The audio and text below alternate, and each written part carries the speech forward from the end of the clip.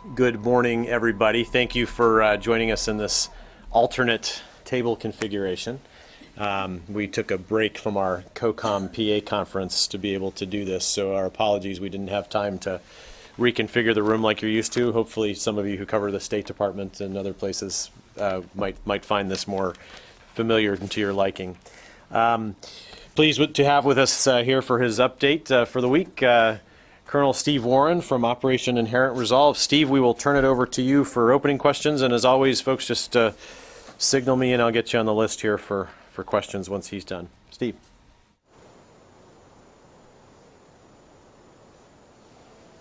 Thanks, Jeff. I appreciate it, and greetings, Pentagon Press Corps.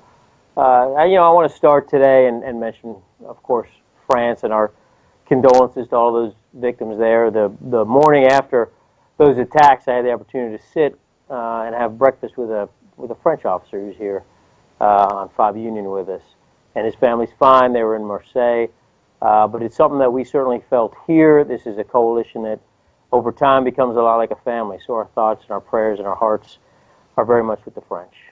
So on that note, I would like to run you around the battlefield a little bit before we go to questions. So the map should be up right now, our main map. And I'd like to start with Raqqa, which is, of course, blue circle number 4 there on your map. Since Saturday, France has conducted numerous strikes against targets in Raqqa. Those targets include ISIL headquarters, training camps, and storage depots.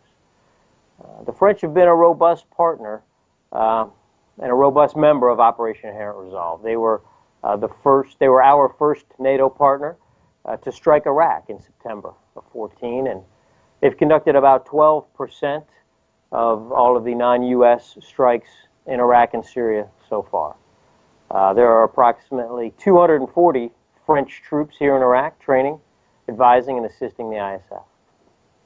Finally, the deployment of the aircraft carrier Charles de Gaulle will, we believe, add significant strike capability to the coalition. Before we move on any further, I do want to quickly run through the rest of the battlefield and the operational picture. So, in the Syrian Euphrates River Valley, Operation Tidal Wave 2 continues. Early Sunday morning in Abu Kamal, which is the southern blue circle number 2, you see 2 blue circles there. They both represent Tidal Wave 2 operations, but we're in the southern one, the one further towards the bottom of your screen there. In Abu Kamal, we destroyed 116 tanker trucks, which we believe will reduce ISIL's ability to transport its stolen oil products. This is our first strike against tanker trucks, and to minimize risk to civilians, we conducted a leaflet drop prior to the strike, and we did a show of force. We had aircraft essentially buzz the trucks at low altitude. So I do have a copy of the leaflet, and I've got some video. So why don't you pull the leaflet up, and let me take a look at it so I can talk about it. So you can see it's a fairly simple leaflet. It says, get out of your trucks now and run away from them. A very simple message. And then also warning, airstrikes are coming. Oil trucks will be destroyed. Get away from your oil trucks immediately. Do not risk your life. And so these are the leaflets that we dropped about 45 minutes before the airstrikes actually began. Again, we combine these leaflet drops with very low altitude passes of some of our attack aviation, which sends a very powerful message. We also have a video, so Divids, if you can show that video, please.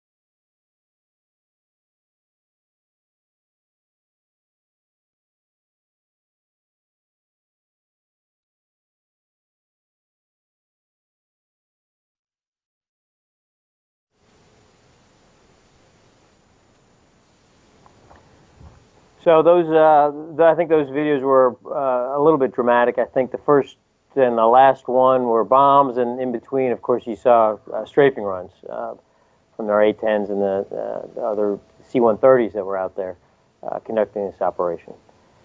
So I'd like to move on, go back to the battlefield. If Casper or Tom, you could pull up the Al-Hol map, please. So continuing our tour of the battlefield in Al-Hol on November 14th, the Syrian Democratic Forces liberated that town. ISIL held Al-Hol for the last 9 months, but they retreated as the Syrian Democratic Forces approached. The SDF capitalized on this retreat and reclaimed nearly 200 small villages from ISIL control. During the 2-week campaign for Al-Hol, friendly forces reclaimed 730 square kilometers of territory, and of course the coalition supported. We conducted 79 airstrikes that killed over 300 enemy fighters and destroyed 105 ISIL fighting positions. We also recovered significant amounts of enemy equipment that was abandoned. If we can go back to the main map now, this is our last map of the night. This is on the map with the red on it and the stars. If you see in the lower left-hand portion of that map, star number 7. This is a new star. On November 15th, the new Syrian forces, trained by the coalition, conducted a mortar raid on an ISIL stronghold in the tri-border area near Antanf. This was the first operation of its kind in southern Syria. 5 buildings and a weapons cache were destroyed. Moving on to Iraq, I'll start in Mosul, which is circle number 1, blue 1 in the upper right-hand corner of your screen. That's Mosul, where we continue our disruption operations in the Tigris River Valley, which includes Beji, Mosul, and Hawija. We've conducted 105 airstrikes since October 15th. In the vicinity of Sinjar, further west, which is star number 3, the coalition has conducted 290 airstrikes since October 15th. Peshmerga have secured Sinjar, established a new forward line of troops, and continue their clearance operations there.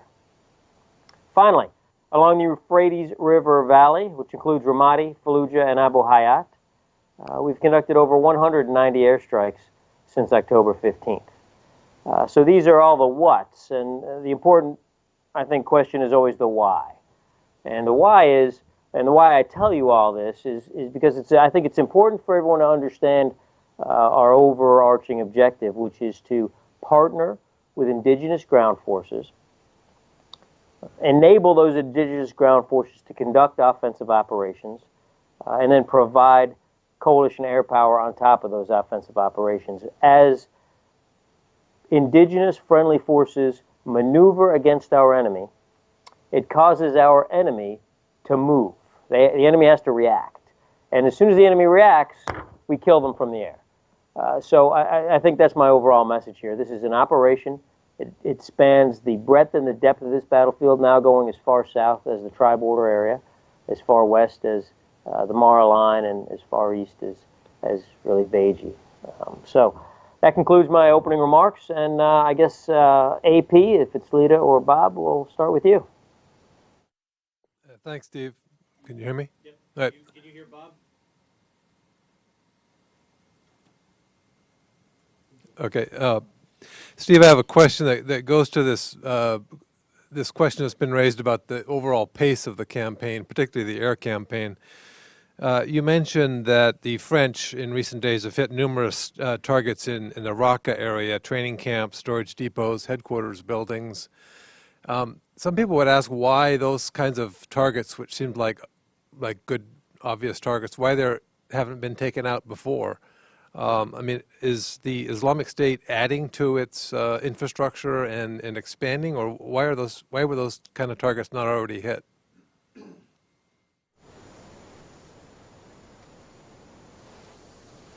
Yeah, fair question and a good question. So the way the targeting process works, as we strike a target, say we strike a headquarters building, and it will obviously some enemy fighters will be killed in that headquarters building strike, but not all of them. And so the enemy then needs a new headquarters building. So they will reposition whatever's left of their equipment out of that headquarters building, and they'll gather up other bits and pieces of equipment and establish a new headquarters building in a different location. So then it takes us time to work the intelligence piece to determine where this new headquarters building is, and then to strike it. So this is a continuous rolling process. Everything from fighting positions, which can be freshly dug, to communications nodes, which can be repositioned either based on by the enemy based on tactical situation, or repositioned because they've been struck and damaged. So it's a rolling process to identify targets, vet those targets, ensure that those targets meet all of our standards for the reduction of civilian casualties and the mitigation of the potential of civilian casualties and collateral damage, and then we strike those targets. So it's a continuous rolling process. Hey, Steve, we were told that for the first time the Russians reached out to the Americans a few days back and said, we're going to hit Raqqa. Have there been any other communications along those lines with the Russians? And also, President Obama said, I welcome the fact that they are now going to step up some of the strikes. And he added, quote, we are actually helping facilitate them doing so. What was the president talking about there?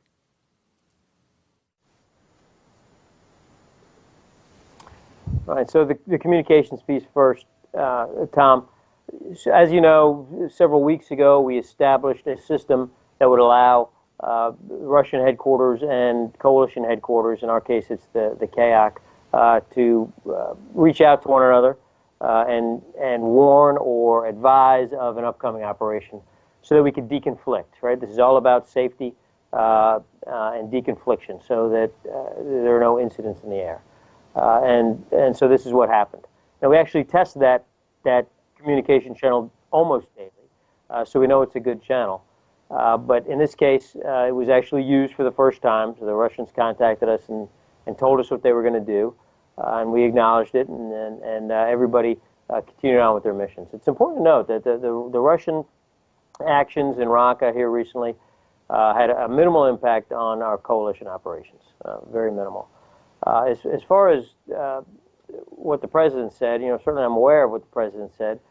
We right now here on the ground are not in any type of communications or coordination with the Russians. So that's something that's being worked at a higher level.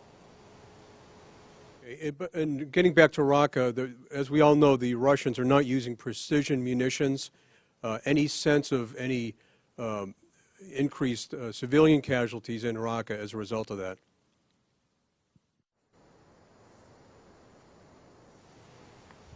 Now, we don't have a great read on the civilian casualty piece now. It would come as no surprise.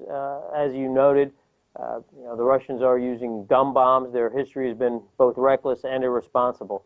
I know there was some discussion that the Russians had a large air armada flying into Raqqa to conduct these operations, and it was notable to us in that those are antiquated tactics. We don't even use those type of tactics anymore. The idea of putting 10 ships in the air at one time, or 12, or even more, are very old-fashioned. And those are the type of tactics needed only if you don't possess the technology, the skills, and the capabilities to conduct the type of precision strikes that our coalition conducts.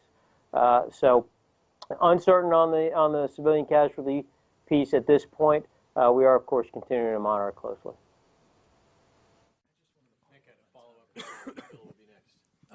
Steve, Jim Miklashevsky, following up on Tom's question. In addition to what the president said, the Secretary of State, John Kerry, said he could see the U.S. and Russians working together, flying together, side by side, I think is what he said, in Syria and perhaps Iraq, I guess. Is the U.S. military leadership there, either there or here in the Pentagon, as far as you know, prepared to fly side by side with the Russians?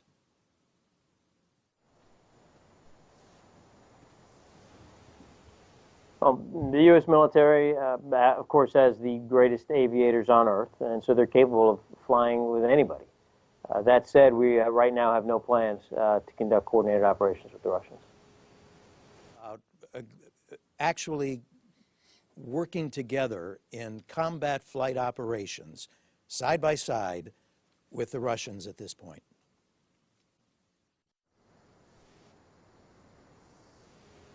Yeah, right now we have no plans to do that. If told, we're capable of executing any mission that we're given. Again, we have the best aviators, the most sophisticated technology anywhere on Earth. But right now, we have no plans. We're not coordinating with the Russians. We're not conducting operations with the Russians, nor are we planning to do any of those things here at the ground level. On Bob's question, too, if it's so important to cut off the oil shipments, the critical revenue source for ISIS, why did it take so long to take out 116 oil tanker trucks?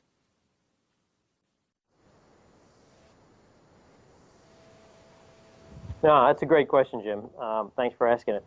So a little history on Operation Tidal Wave 2. Initially, we've been striking oil infrastructure targets since the very beginning of this operation. What we found out was that many of our strikes were only minimally effective. We would strike pieces of the oil infrastructure that were easily repaired. When we came to that realization, we conducted some more study. I think I talked about this last week a little bit. We conducted some more study and determined how to better strike the oil infrastructure itself, different pieces of the system. And during the course of that study, we also determined that part of the illicit oil system, from the oil coming out of the ground at a pump head to the end of that chain, which is the distribution network. So this is a decision that we had to make. We have not struck these trucks before. We assessed that these trucks, although they are being used for operations that support ISIL, the truck drivers themselves probably not members of ISIL. They're probably just civilians. So we had to figure out a way around that. We're not in this business to kill civilians. We're in this business to stop ISIL, to defeat ISIL.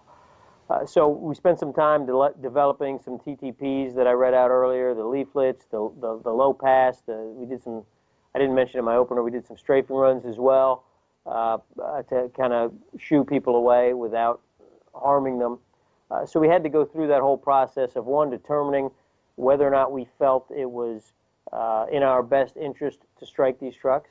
And then once we determined that, yes, it is in our interest to strike these trucks, how do we go about ensuring that we're able to mitigate the potential of civilian casualties? And these things take time. So this was an iterative process down here at the very lowest levels, all the way up to the very highest levels of government, as we discussed this and worked our way through this problem set of, how do we get at this oil? Because we know the oil funds more than 50% of ISIL's operations. And this is something we want to take away from them. We need to take this away from them so that their operations are more difficult to conduct. So long answer to, I guess, what was a long process of discussion, of analysis, and then finally decision. Hi, it's Phil. Did the Russians hit targets that were in the U.S. or the coalition queue in Raqqa? And have there been any more communications with the Russians since the one yesterday where they advised the U.S. of their upcoming actions?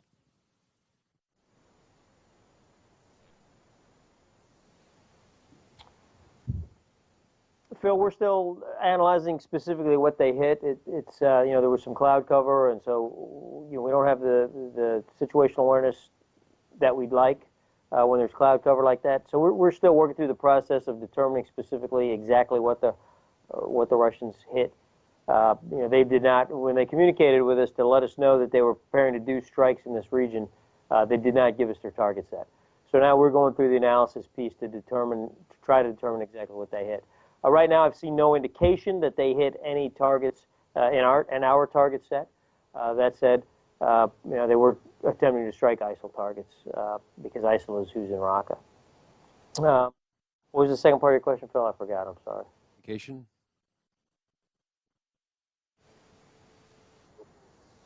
That's right. Yeah. So.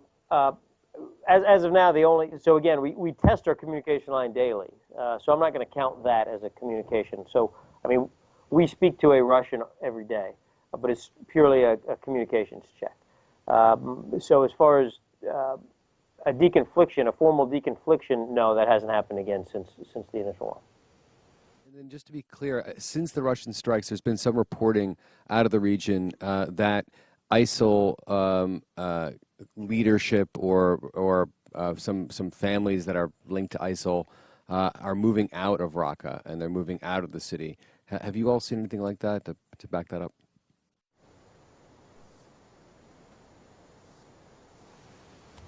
We have not seen ISIL forces. We have not seen ISIL move forces out of Raqqa. I'm not going to get into our observations on their leadership. That's this isn't the right place for that.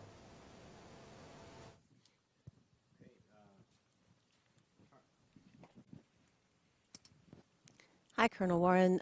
Just to follow up on Bob's question, when the French nominated targets after they were hit in Paris, I guess they had about 10 targets that they were going to hit. How were those targets nominated, and were there actually ISIS casualties as a direct result of those hits? There's been some question as to whether or not the French and maybe even also the Russians were shelling empty targets or targets that were no longer viable, had been hit before.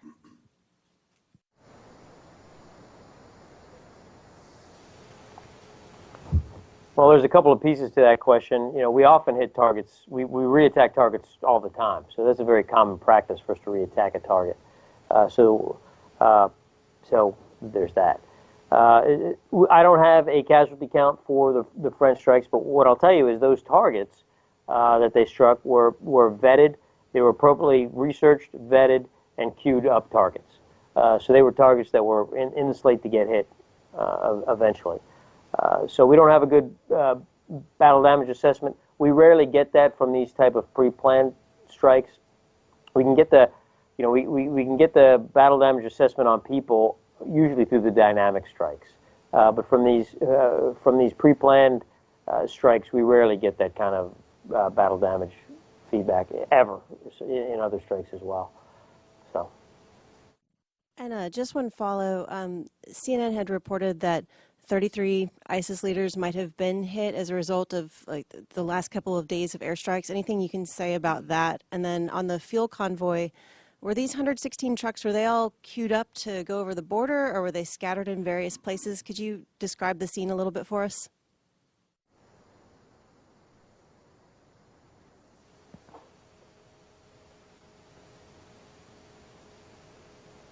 Right. So the trucks. So these trucks were queued up. They were sitting sort of on flat desert. There wasn't really anything recognizable as a road around it. We're just kind of out there on the desert floor in the vicinity of one of these oil fields, one of these oil facilities that we've been striking. So they were queued up there waiting to take on their illicit oil. And, you know, because we had struck some of these, because we had struck the facility that they were queued up out of, the flow of oil obviously was severely, if not completely, constricted. So there was this backlog. The trucks, you know, some of them had left earlier, some of them were still there. So there was this kind of, I think, some confusion on the ground, it appears. So these trucks were just sitting there, not moving. So, you know, we dropped our leaflets, we did our low pass, we chased any of the truck drivers away, and we destroyed them.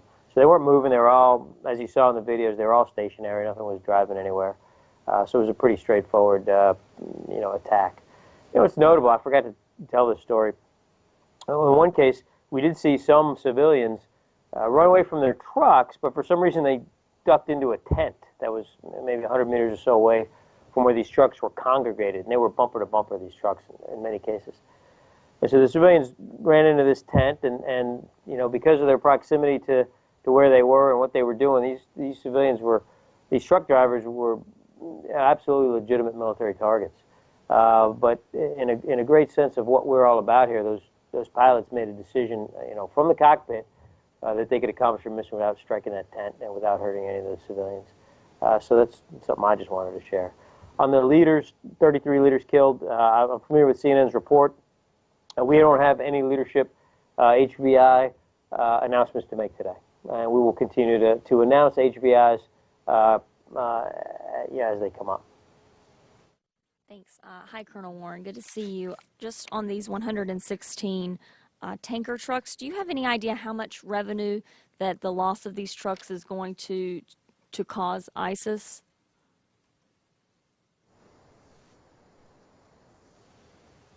Well, we haven't done the math on these 116 trucks. What we have done the math on is Operation Tidal Wave writ large, which we believe that the oil facilities inside of Operation Tidal Wave in this region, in this Dar ez-Zor region, accounts for approximately 2/3 of their oil revenue. Accounts for about 2/3 of the revenue that ISIL makes by selling oil. So by destroying this chain, because remember, you can't look at it as trucks. The trucks are just one link in the chain. There's trucks, there's wellheads, there's pumps, there's separators, there's collection points. So it's a chain. And the trucks are kind of at one end of the wellhead is at the ground. You know, that's where the oil comes out of the ground. That's the step one in the chain. And the truck, that's the last step in the chain. And so what we've done in Operation Tidal Wave is break every single link of this chain so that it becomes much more difficult for them to reconstitute. So I don't have the math on these 100 trucks. No, I don't have it. Was very helpful. Also on France, you said that France was conducting about 12% of the non-U.S. airstrikes. How many of the airstrikes are U.S.?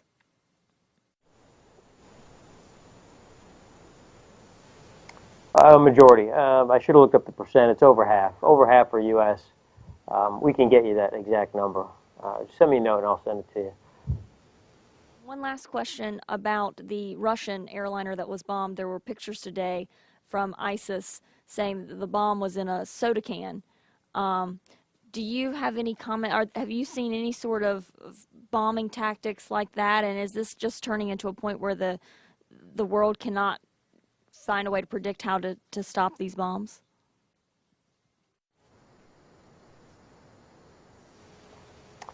Yeah, that's a little bit outside of my lane here. I'm just a soldier, Carla, so, you know, we kind of handle soldier stuff here.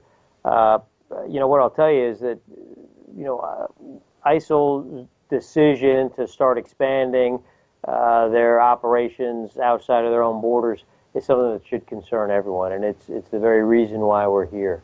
Now, whether or not they are doing this as a result of the fact that they have been dealt several blows over the last several months, and this is a reaction to that, or whether or not this is something that they you know, are doing offensively, is a question I think is worth asking. I don't have the answer, but you know, this is all indicates exactly why this is a serious threat, and it's why the 65-nation coalition has come together to try and dismantle it.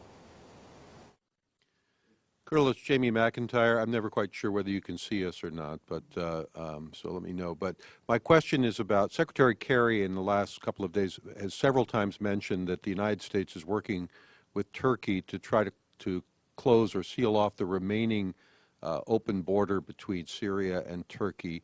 Can you give us an idea of what that operation would entail and what the U.S. contribution would be? Does it involve any U.S. troops on the ground in Turkey? How is the U.S. helping Turkey in this sort of joint effort? Can you paint a picture for us?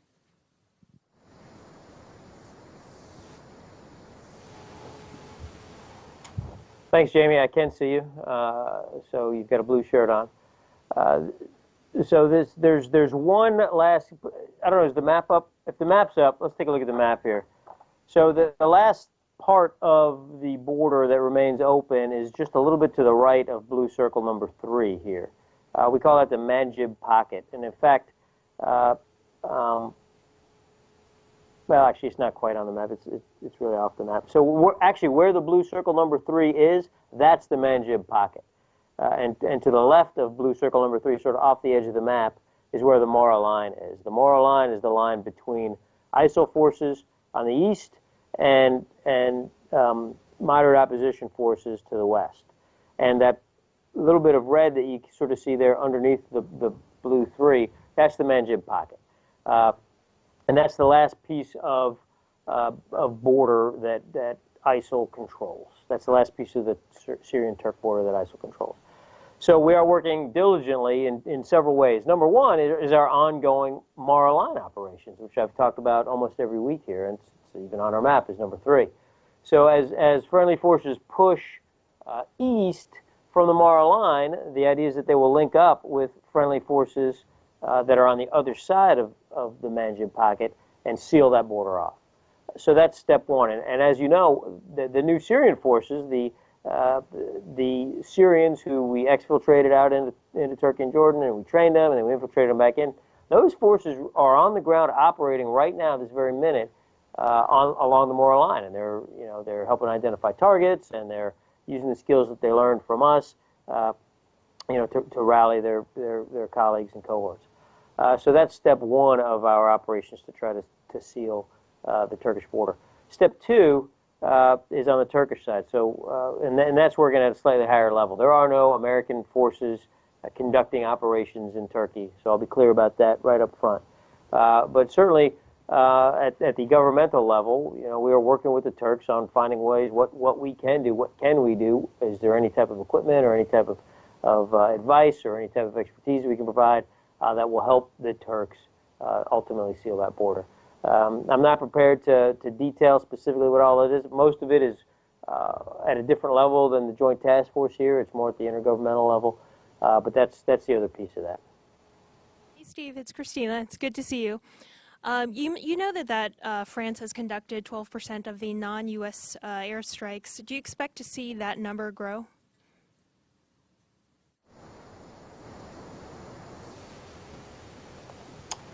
Well, we're encouraged by the fact that the Charles de Gaulle is en route to this theater.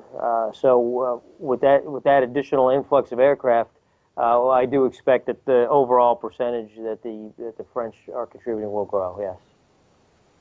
Question: have you seen, or do you expect to see, ISIS adjust to protect its oil infrastructure, and position the trucks somewhere else near civilian targets and such?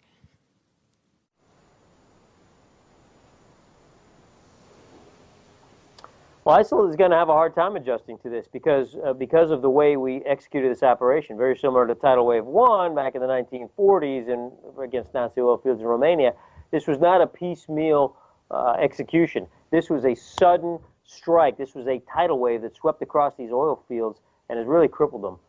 So this was an extraordinarily, we believe, effective operation, Tidal Wave 2. So they're going to have, their problem now isn't adjusting to our strikes. Their problem now is trying to figure out how to fix their broken oil wells.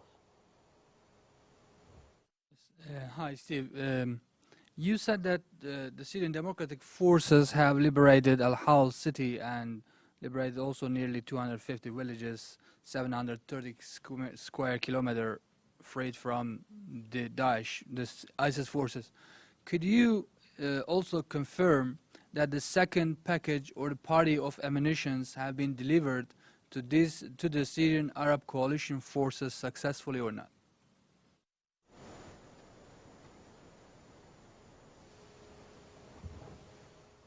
Well, we said from the beginning that we would support the SAC, the Syrian Arab Coalition Forces.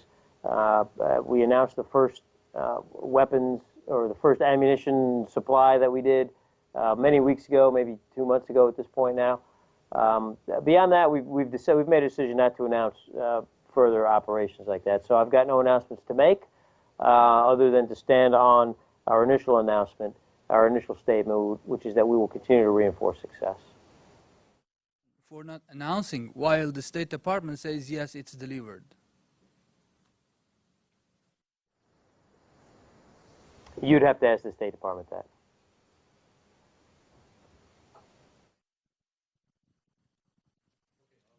Lucas is next. Hey, Colonel Warren, it's Lucas. The French aircraft carrier, the Charles de Gaulle, when she arrives on station in the Eastern Mediterranean, will the Charles de Gaulle be under the Russian command or the U.S. coalition?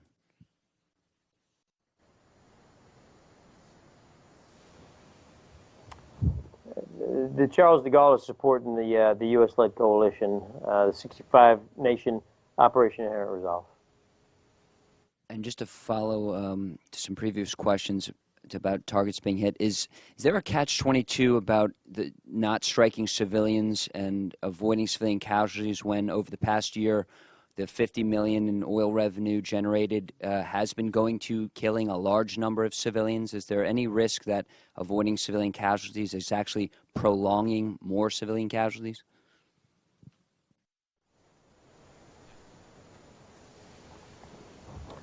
A terrific question, very thoughtful, and this is something that we as soldiers have to balance every day, and this is what commanders have to balance, and this is why the burden of command is so heavy, because we have to balance that. We have to ensure that we live up both to our moral obligation to protect the innocent and to the law of land warfare requirements to minimize the civilian harm and harm to infrastructure and collateral damage. On the other hand, what you point out is absolutely right. This enemy is ruthless. They are brutal. They are sadistic. They kill and torture for fun. So this is a very difficult balance that we have to do, and it's something that we wrestle with every single day, Lucas. Hey, Colonel Lawrence Gordon. Just three quick clarifications on the trucks again. Sorry if I missed it, but why didn't you guys go back on the other trucks? There were 300, I think, to begin with, and then you hit 116. Why didn't you go back? But also, you described like the kind of long process to decide whether this was a legitimate target and it was in your best interest or not. At whose level was the authority? Who gave the final approval to hit these oil trucks? Was it there? Was it at CENTCOM? Was it at the OSD level or above?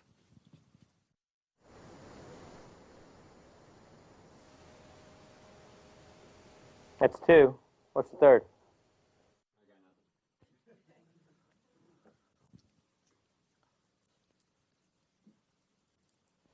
So on the other trucks,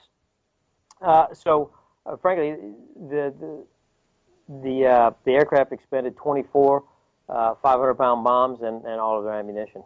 So they shot everything they had, and they had to go home. Whose level? My understanding, although I'll have to check the details, my understanding was this decision to strike the trucks was a CENTCOM level decision to make. Okay, well, then I'm going to give you my third then. So are you going to go back and hit the other ones? I mean, you're not going to talk about future operations, but it would seem like an obvious target at this point once you reloaded. Well, we're not going to detail exactly what we're going to do next. So one thing I'll tell you is that the combination of leaflets and strikes certainly sent a very clear message to these truck drivers. Remember, these truck drivers are just regular people, right? They're civilians. They're citizens of Syria. Granted, they're oil smugglers, but they're not really members of ISIL. So many of them have got the message that smuggling oil for ISIL is a much more dangerous business now than it was last week.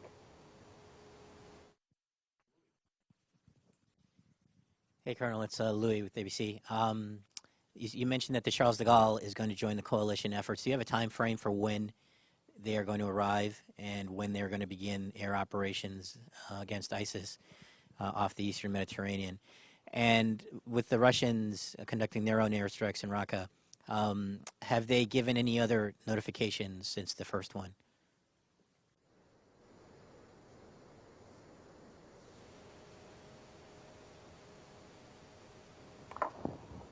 Louis, the Charles de Gaulle is, as the Russians have announced, is steaming this way now.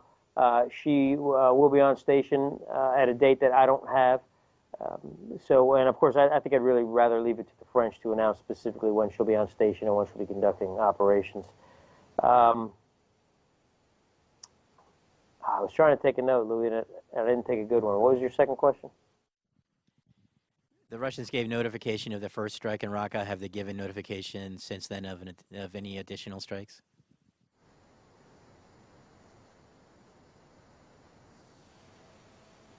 Right. Yeah. Carla asked that one too, I think. So again, we have daily interaction with the Russians on the established communication channel. That interaction is really a communications check only.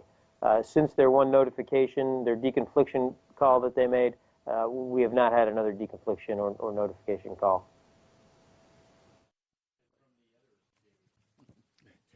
Hi, Colonel. It's Jamie Crawford with CNN. Thanks for doing this. I was just curious if you could give us an update on the operation in Sinjar that began last week. How close are we are the Kurdish forces to completely liberating that town? And then just as a follow-up, if you could just give us a picture of any sort of tangible results or difficulty that ISIS is now having to resupply their population centers they hold, like Mosul, after this operation started.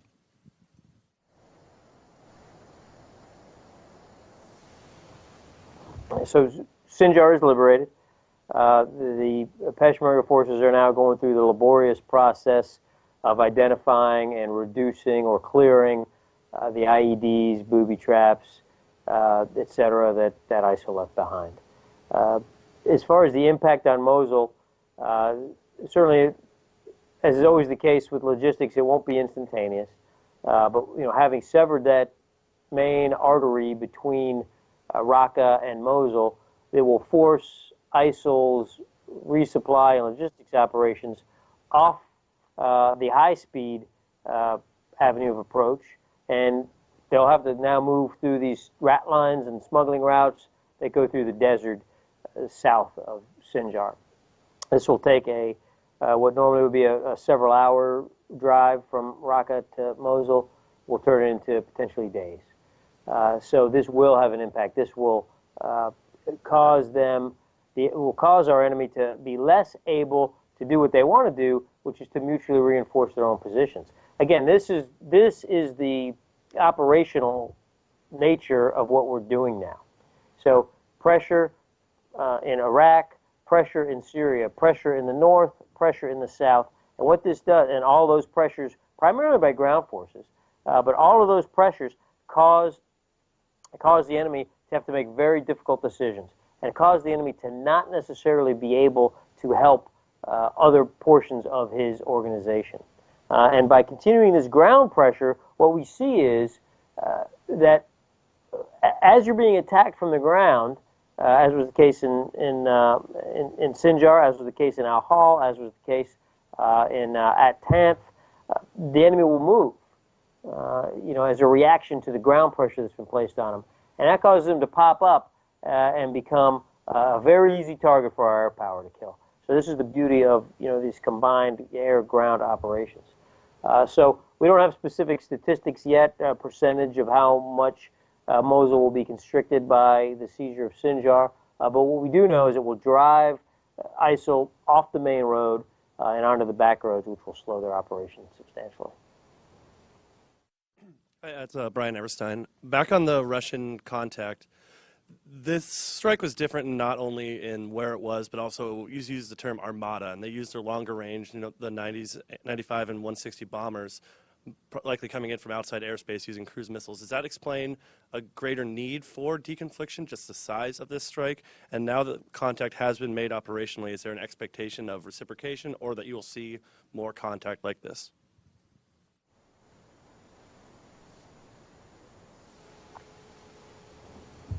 Difficult to predict whether or not I think we've established this line, and so we understand that it's there, and if we feel like we need to reach out to the Russians to let them know we're about to do something, so that they can be aware that our aircraft will be in a certain area, and we'll do that for the safety of our own pilots, then of course we'll do it, and presumably the Russians will as well.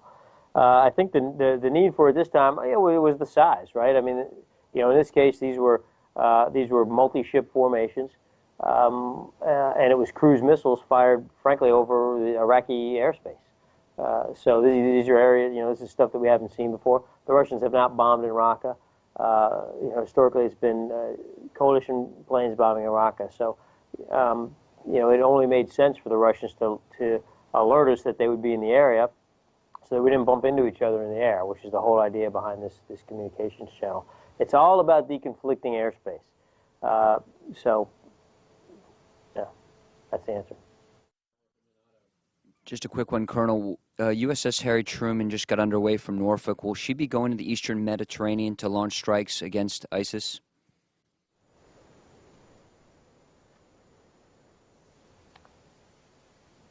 I don't have her itinerary, Lucas. I'll refer you to the Navy for that one. They'll have that for you. Morning, Colonel Otto Kreis with Sea Power Magazine. Kind of circling back on the French strikes today, House Armed Services Committee Chairman Thornberry yesterday, raised a question. If those strikes were, or if those targets were passed to the French by us, which you indicated, why didn't we hit them?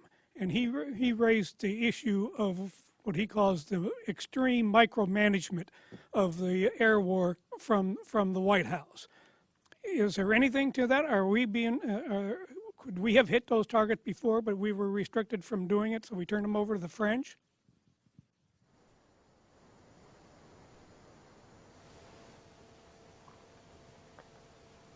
Thanks, Otto. I certainly am not going to wade into the politics of all this. What I can tell you is that we have struck all of the targets. We, this coalition, it's led by the United States, but it's a 65-nation coalition, right? So I mean, there's a coalition operations center that works through these targets as a coalition. As these targets are identified, vetted, or identified, nominated, vetted, and cleared, they're struck. So again, as I said at the beginning, this is a process, right? There's a rolling process. As targets are destroyed, other targets will emerge. As targets that are destroyed, maybe they'll be repaired, they need to be reattacked. As targets are destroyed and we conduct an assessment, or as targets are attacked, we conduct an assessment, we realize that we need to reattack it. So this is the nature of air warfare. It's a continuous process, and that's the case here. These were targets that were part of the continuous process. Just like we give targets to the Dutch, we give targets. When I say we, I'm talking about the coalition, right? The coalition headquarters works through these targets and divvies them out. The Canadians, every nation who's conducting airstrikes here, they receive these targets, and so this was nothing different. Hey, it's Steve, Tom Bowman again. I wonder if you could give us an update on Ramadi. I think the last time we talked, you said they'd almost encircled the city except for the bridge over the Euphrates, and I think trouble with the river itself. And if they have completely encircled it, why haven't they gone in yet?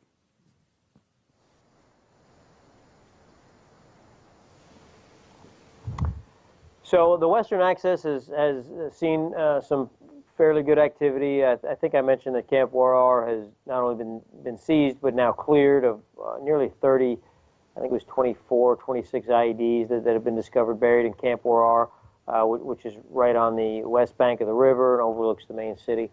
The CTS have then kind of looped around, and now they're working up through there's a neighborhood that runs parallel to Camp Warrar. They're working their way up through that. The northern access has met with some very stiff resistance, frankly. The enemy has put up a good fight here in the last couple of days. So they're continuing. I think it was about a 200-meter movement here yesterday. So this is slow and sometimes incremental work, but they're continuing. We believe that all the pieces are in place. Iraq has asked for some additional enablers, additional air, etc. We're providing that. So we believe that all the pieces are in place, and that that the Iraqis have a plan that's a good plan and workable, and it's time for them to execute it. By Major General Rich Clark of the 82nd, that the Iraqi security forces outnumber ISIS about 10 to 1. If that's the case, I don't understand the stiff resistance if you're 10 to 1.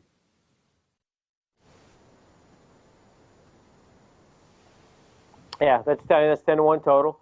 But in any attack, right, there's always a point to that spear, and when that point to that spear gets blunted against some stiff resistance, it can stop all the rest, and that's the case here. The enemy, as I've described, I think once or twice before, has put in some fairly complex obstacles, and they are fanatical defenders of Ramadi. Now that said, we've provided some very substantial air power, some very good training, and some specialized equipment to help with these problems. With the problem of this integrated defense. So again, we believe all the pieces are in place, and that it's time for the Iraqis to make this final move and get Ramadi cleared. We do believe that. Hi, Colonel Warren. Just a follow-up on deconfliction. If there's another sizable wave of Russian bomber presence, would it be safe to have U.S. pilots operating in the same airspace at the same time, especially given that they were launching air-launched cruise missiles And then secondly, could you confirm for us that there were sea-based launch cruise missiles also involved in this latest Russian attack?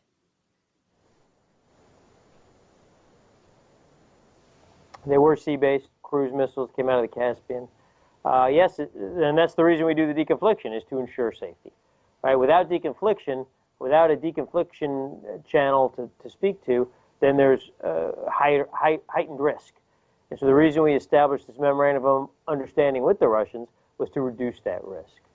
So the deconfliction calls, what it does is deconflicts the airspace, so it ensures that there aren't two airplanes in the same airspace at the same time. Any last call? We don't have anyone else on the list. Thank you, everybody, for coming out. Thank you very much, Steve, for your time. Be safe, and we'll see you again soon.